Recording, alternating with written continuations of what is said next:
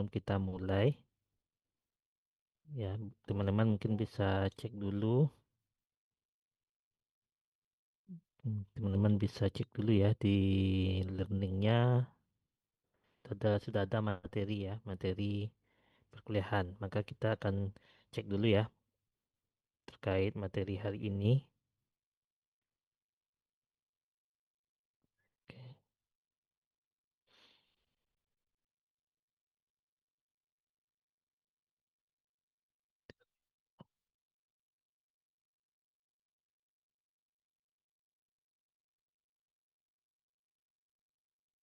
Oke, saya buka dulu RPS-nya ya supaya teman-teman bisa lihat.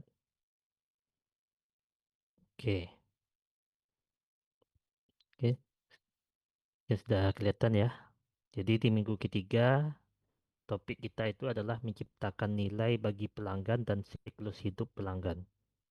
Oke. Jadi kalau dilihat dari sub pembahasan ya cukup banyak ya teman-teman bisa lihat dari strategi manajemen hubungan pelanggan, meningkatkan nilai hingga terakhir ya akuisisi pelanggan. Jadi ada beberapa hal ya materi yang mungkin cukup padat ya di minggu ketiga ini yang mungkin bisa teman-teman pelajari bersama-sama ya. Oke, untuk itu karena materi kita cukup padat ya, mungkin langsung saja kita akan bahas satu persatu ya terkait materi di minggu tiga ini. Oke, kita akan coba di materi yang pertama.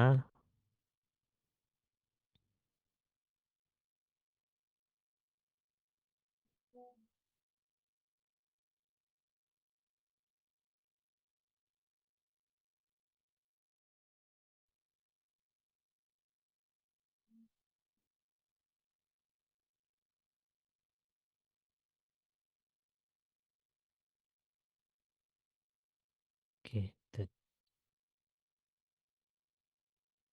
oke sudah kelihatan ya teman-teman untuk materi pertama itu kita akan mempelajari tentang menciptakan nilai bagi pelanggan dan siklus hidup pelanggan. Jadi eh, Jadi seperti yang teman-teman sudah pelajari sebelumnya, minggu lalu kita belajar tentang strategi CRM ya, strategi manajemen hubungan pelanggan yang salah satu tahapannya yaitu menciptakan nilai pelanggan ya. Setelah kita mengetahui kebutuhannya, identifikasi kebutuhan, maka kita akan menciptakan nilai bagi pelanggan. Oke, jadi strategi manajemen hubungan ini ya, strategi apa yang diterapkan dalam manajemen hubungan pelanggan ini. Jadi teman-teman bisa lihat yang bisa digunakan adalah menggunakan aplikasi CRM, personalisasi komunikasi, pemberian apresiasi pada pelanggan, meningkatkan performa layanan pelanggan menggunakan saluran komunikasi yang tepat dan analisis performa. Dengan menerapkan strategi manajemen hubungan pelanggan yang efektif, maka perusahaan dapat mempertahankan hubungan yang kuat dengan pelanggan mereka dan meningkatkan loyalitas dan meningkatkan pendapatan. Ya, jadi memang tujuan semua strategi manajemen hubungan pelanggan itu adalah loyalitas ya. Dan setelah didapatkan loyalitas, maka pendapatan perusahaan itu akan semakin meningkat. Oke, jadi kita bisa mengetahui ya apa saja sebenarnya indikator atau keberhasilan dari manajemen hubungan pelanggan. Ya, suatu manajemen hubungan pelanggan itu dikatakan berhasil. Yang pertama ya bisa dilihat dari kepuasan pelanggan dan loyalitas pelanggan. Ya, tingkat kepuasan ini bisa dilihat dengan berbagai cara ya, seperti survei dari pelanggan, kuesioner, mengumpulkan masukan langsung. Ya, bisa saja kita tanyakan langsung kepada pelanggan apakah mereka sudah puas terhadap produk dan layanan ya yang kita berikan. Ataupun bisa dilihat kalau dari ya platform itu bisa dilihat dari banyaknya ya komentar-komentar positif di pelanggan ataupun rating ya rating usaha kita ya. ataupun produk-produk yang kita tawarkan secara online. Oke. Jadi kalau pelanggan itu puas, pelanggan itu loyal, maka dapat dikatakan manajemen hubungan pelanggannya sudah berhasil diterapkan. Selanjutnya, retensi pelanggan, yaitu bagaimana kemampuan perusahaan untuk mempertahankan pelanggan seiring berjalannya waktu. Ya, tingkat retensi ini bisa dilihat dengan menghitung presentasi pelanggan yang masih memakai produk atau layanan perusahaan dalam jangka waktu tertentu.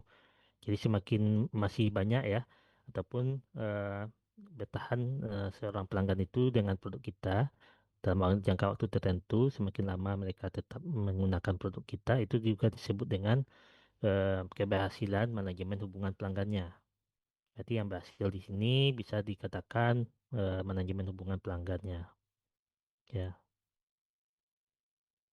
Kun rate yaitu menurunkan tingkat kun adalah tujuan utama CRM karena pelanggan yang berpindah ke perusahaan lain bisa menunjukkan adanya ketidakpuasan atau rasa kurangnya manfaat ya. Jadi untuk itu kalau memang pelanggan itu tetap setia ya maka bisa dikatakan CRM juga sudah berhasil diterapkan.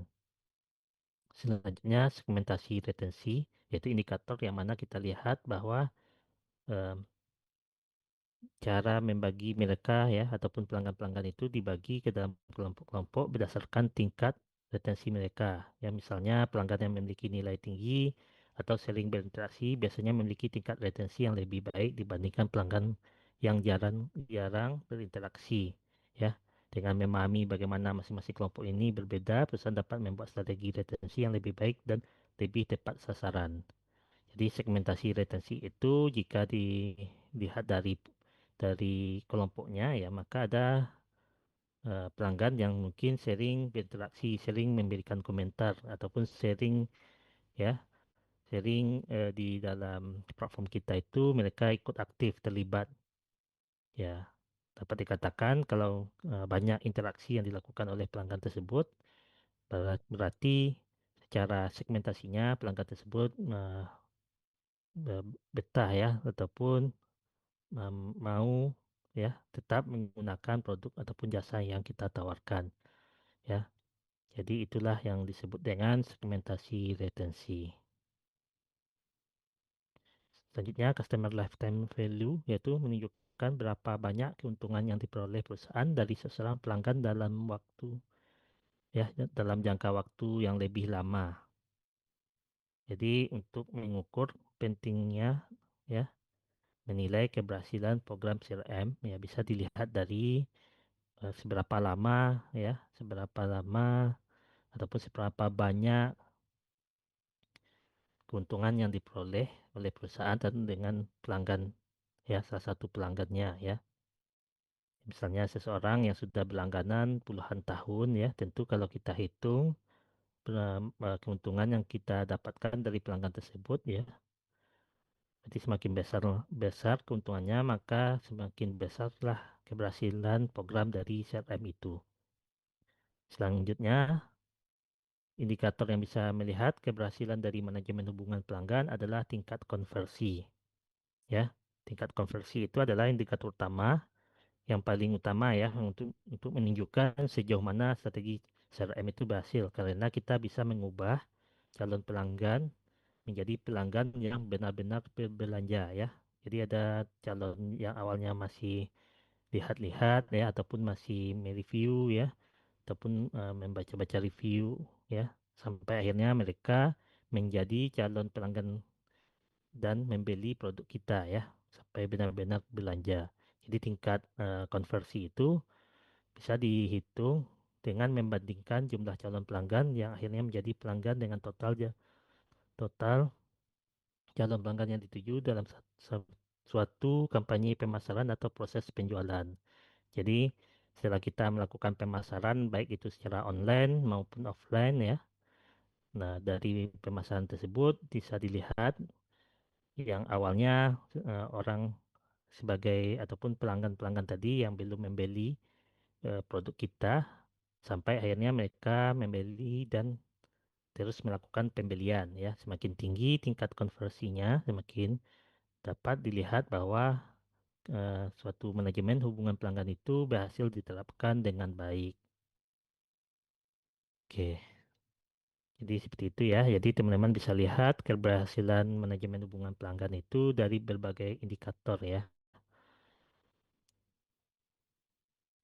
Oke, selanjutnya bagaimana strategi manajemen hubungan pelanggan yang efektif? Maka kita bisa melihat dari beberapa hal ya, ataupun bisa teman-teman menggunakan strategi-strategi manajemen hubungan pelanggan ya yang efektif itu bisa dilihat dari membangun hubungan yang personal ya.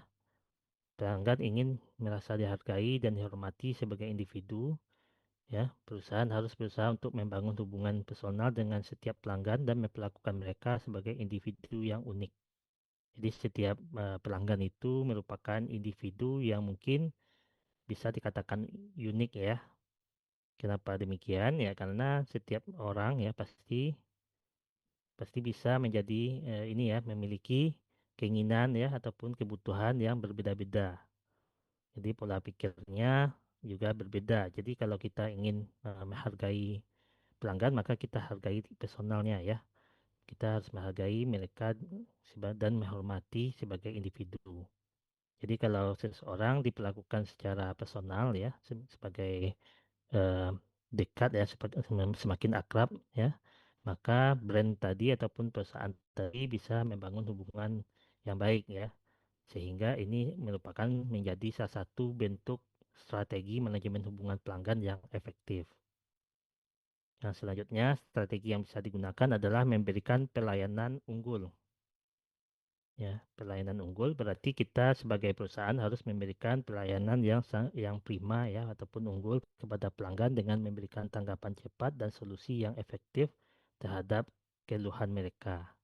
Misalnya teman-teman berbelanja di suatu platform ya, platform online terus minta dikirim barangnya ya, tetapi jika terjadi eh, masalah ataupun barangnya itu rusak ya tentu teman-teman komplain ya, tidak sesuai dengan harapannya, misalnya komplain dan bisa saja ya kalau perusahaan itu ya bisa langsung memberikan solusi dan langsung ya misalnya memberikan garansi ataupun menukar barang dengan cepat merespon teman-teman ya, itu salah satu bentuk pelayanan ya. Jadi salah satu pelayanan ini adalah strategi yang bisa diterapkan dalam manajemen hubungan pelanggan. Oke, yang ketiga memperkuat interaksi melalui media sosial. Jadi media sosial merupakan alat yang sangat efektif untuk memperkuat interaksi dengan pelanggan.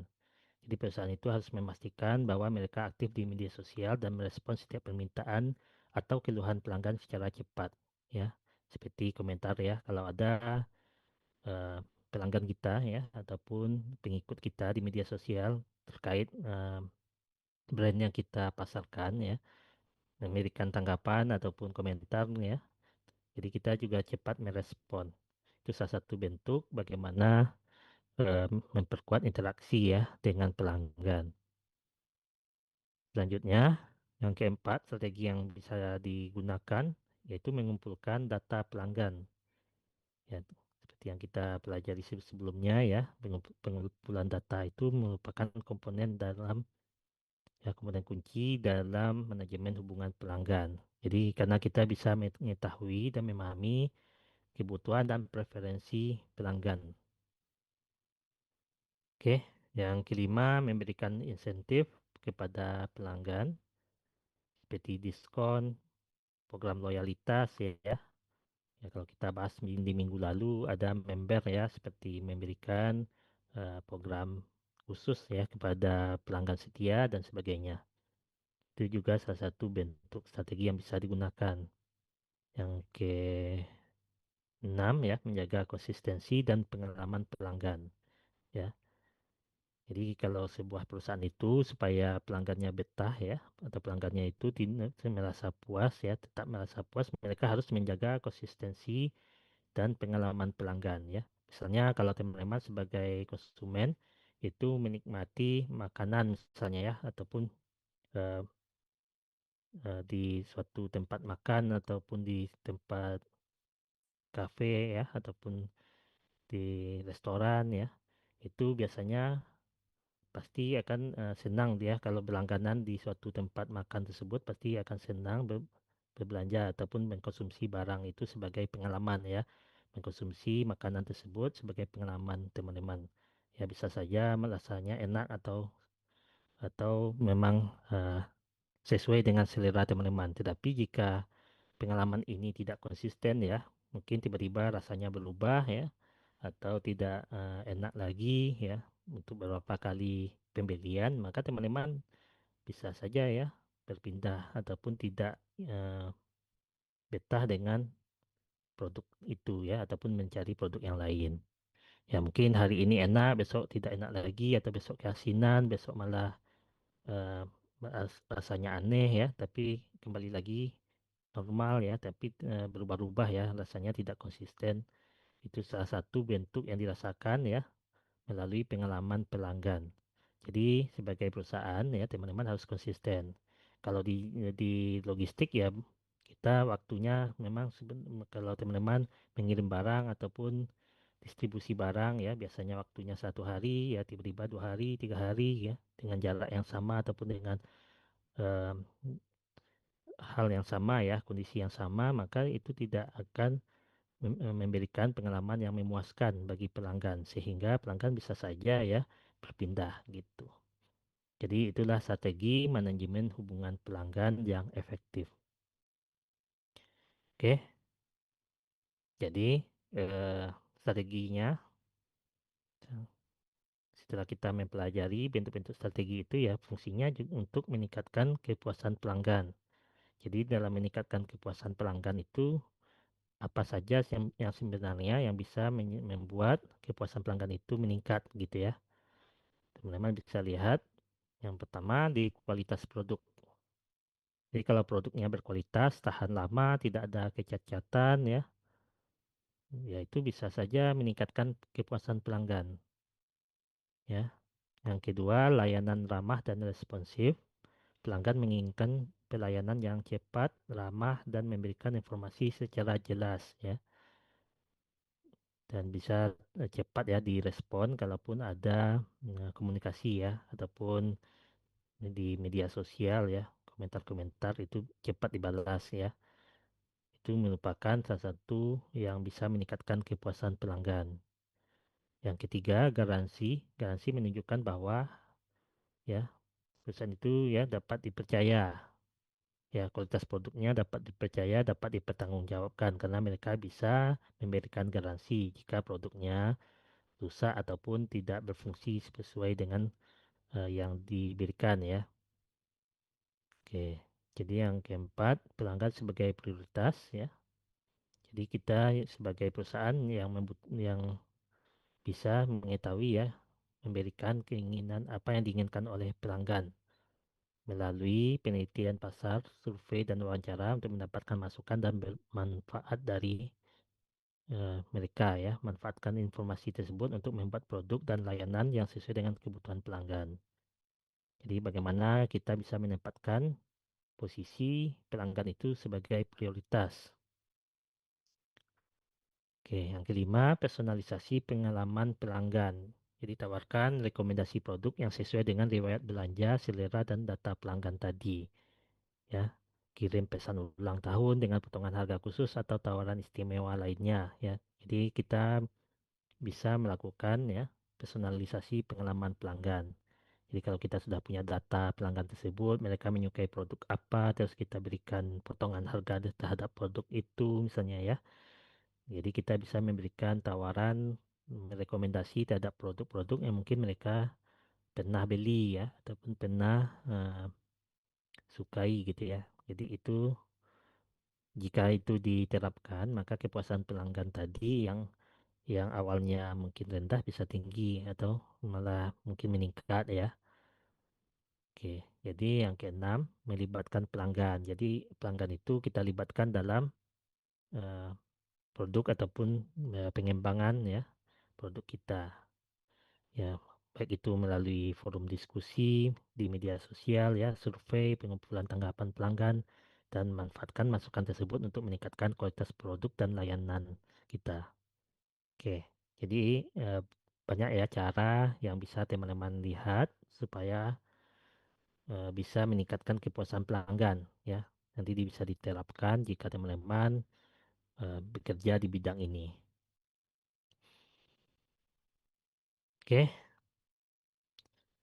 jadi selain 6 ini ada lagi tambahannya ya, yang mungkin bisa dilihat yaitu harga yang bersaing, berarti harga yang lebih murah daripada pesaing-pesaing yang lain.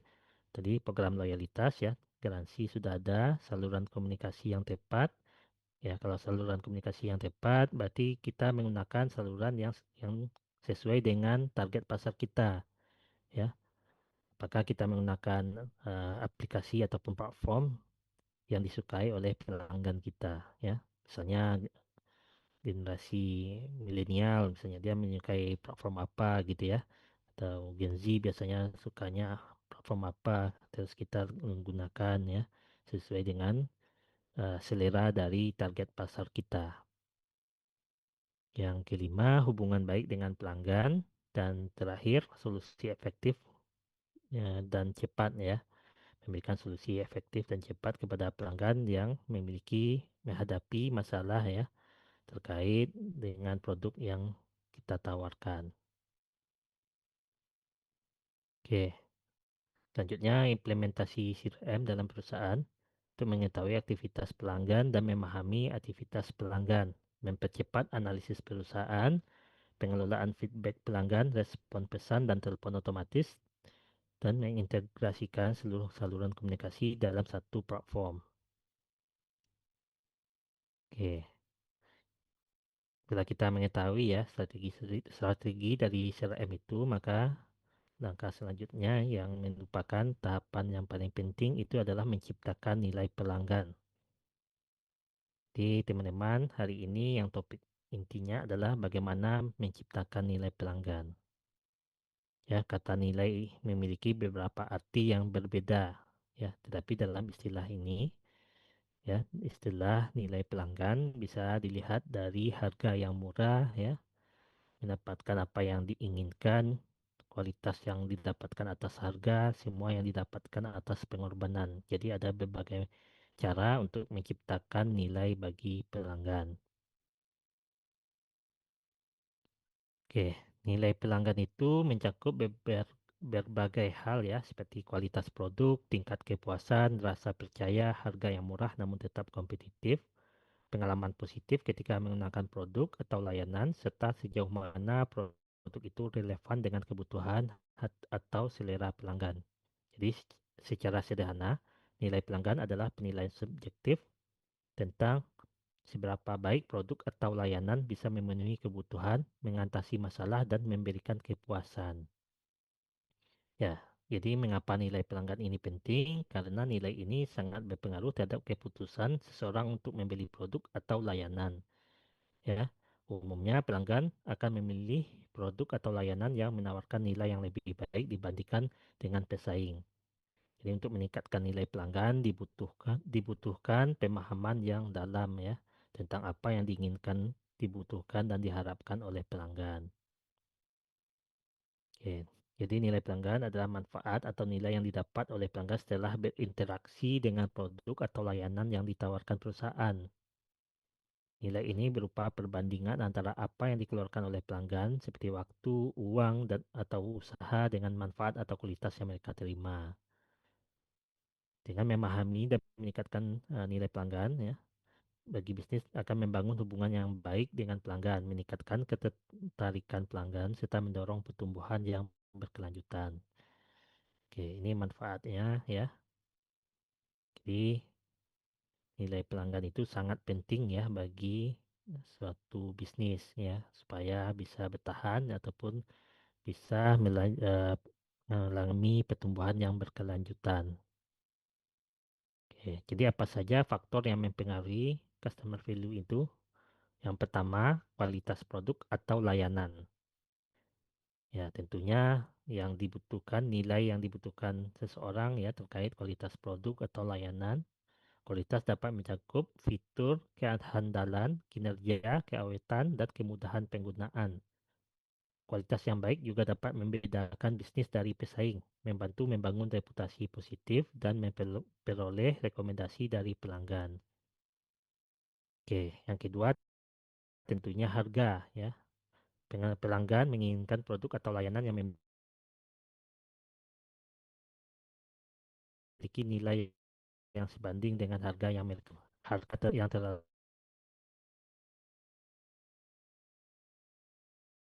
biasa ya. Kalau harga yang terlalu rendah ya ataupun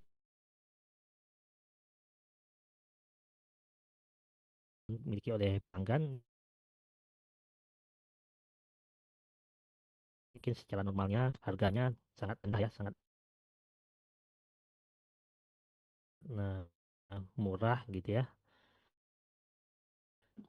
Persepsi kualitasnya rendah ya, maupun tidak bisa digunakan ya, atau cuma bisa digunakan sebentar saja. Ya, begitupun dengan harga yang terlalu tinggi ya. Itu juga akan mempengaruhi persepsi kualitas. Jadi semakin mahal suatu barang ya, itu juga bisa dikatakan kualitasnya mungkin dianggap semakin bagus ya kesannya. Jadi itu yang perlu dilihat ya, faktor-faktor yang mempengaruhi customer value. Yang ketiga faktornya adalah pengalaman pelanggan. Interaksi pelanggan dengan merek atau perusahaan mulai dari saat mereka memesan sampai pelayanan setelah pembelian. Jadi pengalaman pelanggan itu tidak hanya pada saat mereka memesan ya, tapi setelah melakukan pembelian itu bisa membentuk bagaimana pelanggan merasa tentang nilai yang mereka dapatkan ya.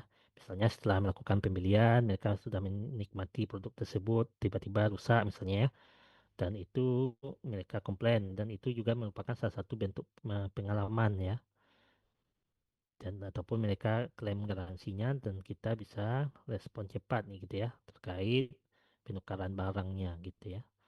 Itu salah satu bentuk pengalaman pelanggan ya, karena interaksi langsung yang dirasakan oleh pelanggan tadi. Oke, ini materi pertama. Untuk materi pembahasan ini ada pertanyaan, tanggapan teman-teman? Ya, apakah ada pertanyaan? Ada tanggapan? Tidak ada? Oke, tidak ada. Kita materinya masih